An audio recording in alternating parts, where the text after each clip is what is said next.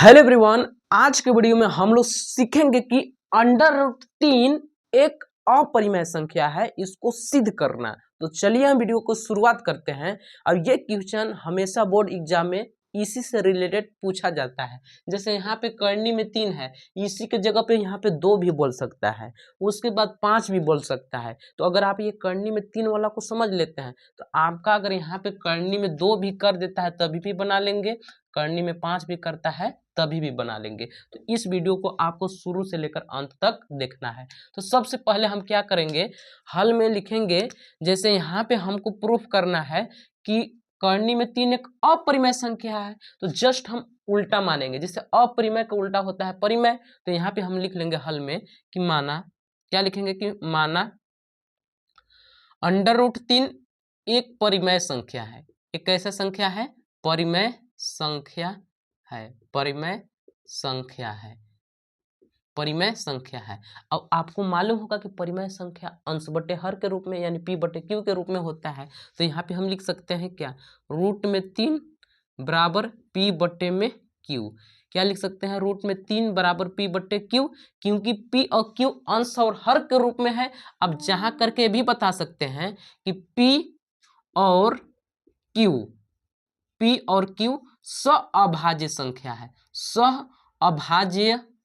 अभाज्य संख्या है, सअभाज्य संख्या, तथा q equal to not zero है। ये आपको बता देना है कि p और q कैसे संख्या है, सअभाज्य। सअभाज्य का मतलब कि इन p और q का जब हम एचसीएफ निकालेंगे तो एक आएगा। ठीक, अब ये भी बता देना है कि q बराबर नॉट इक्वल टू जीरो, मतलब जो q है वो जीरो के बराबर नहीं है। ठीक, इतना आपको बता देना है। अब क्या करना है, अब आपको लिखना है कि दोनों पक्षों का वर्ग करने पर क्या लिखेंगे, चूंकि दोनों पक्षों का वर्ग करने पर, दोनों पक्षों का क्या करने पर, वर्ग करने पर, यहाँ पे लिख लेंगे दोनों पक्षों का वर्ग करने पर। जब दोनों पक्षों का वर्ग करेंगे तो यहाँ पे हो जाएगा रूट 3 का स्क्वायर। ठीक, वर्ग का मतलब घात 2 ही ना करना, और बट्टे में p बट्टे में q का घात 2। जब इसका घात 2 किए हैं तो ये देखिए, जब जो घात 2 किए इससे इसका जो करनी चिन्ह है वो हट जाएगा, केवल क्या बच जाएगा 3, और यहाँ पे हो जाएगा p का स्क्वायर और यहाँ पे हो जाएगा q का स्क्वायर। ठीक, अब क्या करना है, जैसे देखिए q स्क्वायर को हम यहाँ पे 3 के जगह पर लिख देते हैं और 3 को q स्क्वायर के जगह पर लिख सकते हैं। तो यहाँ पे हम लिख लेंगे q स्क्वायर बराबर p स्क्वायर बट्टे में 3। यहाँ पे थोड़ा साफ हम लिख देते हैं, क्या लिख रहे हैं मेरे प्यारे भाई कि p स्क्वायर बट्टे में 3 ऐसे लिख सकते हैं कि नहीं, क्योंकि यहाँ पे q स्क्वायर को यहाँ भेज दिए हैं और 3 को यहाँ पे भेज दिए हैं। अब देखिए इसको समीकरण नंबर बना लेना है आपको 1। क्या बना लेना है, समीकरण नंबर 1। अब क्या करना है, जैसे यहाँ पे p स्क्वायर देख रहे हैं ना, p बराबर लिखेंगे कि p बराबर 3a रखने पर, p a बराबर क्या रखने पर, 3a रखने पर। अब ऐसा हम क्यों रख रहे हैं, जैसे देखिए p बराबर हम 3a ही क्यों रखे हैं, 4a क्यों नहीं रखे हैं। तो देखिए जितना हमको करनी में, जैसे करनी में यहाँ पे 3 प्रूफ करने के लिए बोला जा रहा है कि एक अपरिमेय संख्या है, तो यहाँ पे 3 है तो इसलिए यहाँ पे हम 3 ही लिखे हैं। अगर यहाँ पे 2 रहता तो यहाँ पर हम 2a लिखते, अगर यहाँ पे 5 रहता तो यहाँ पे हम 5a लिखते। आया बात समझ में। अब जो p बराबर 3a रखने पर, इसमें जैसे p जहाँ पे है वहाँ पे हम 3a रखेंगे, तो चलिए यहाँ पर भी हम रख देते हैं। ठीक, यहाँ पे देखिए यहाँ पे q स्क्वायर है तो यहाँ पे हम लिख लेंगे q स्क्वायर बराबर, देख सकते हैं p के जगह पे हमको रखना है 3a, तो चलिए रखते हैं 3a का स्क्वायर, ये a है ना, और बट्टे में हो जाएगा आपका 3। अब ध्यान से समझना है, q स्क्वायर अपने जगह पे 3 का जब घात 2 करेंगे तो हो जाएगा 9, और a का स्क्वायर और बट्टे में 3।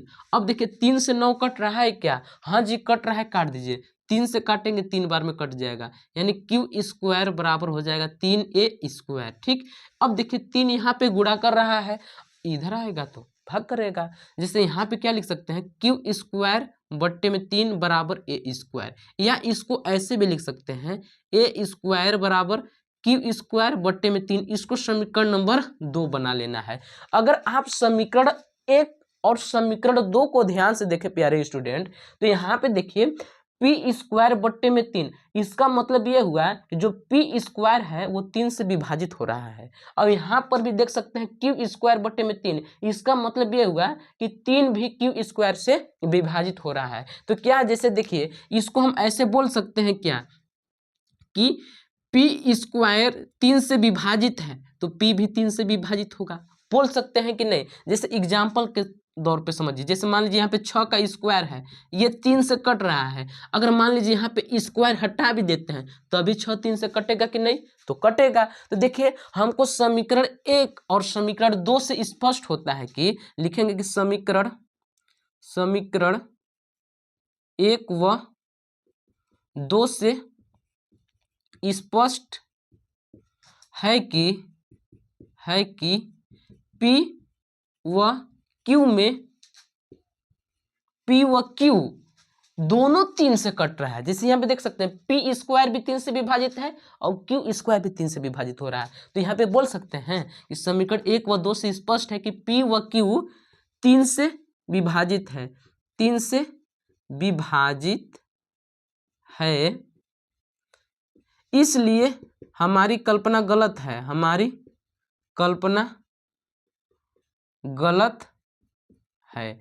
हमारी कल्पना क्या है, जो हम माने हैं ना कि मानकर्णी में 3 एक परिमेय संख्या है, वो हमारी कल्पना क्या है, गलत है। तो जब ये हमारी परिमेय संख्या जो माने वो गलत बात है तो क्या होगा, एक अपरिमेय संख्या होगा। तो अतः करके हम लिख देंगे यहाँ पे कि अतः कर्णी में 3 एक अपरिमेय संख्या है, अपरिमेय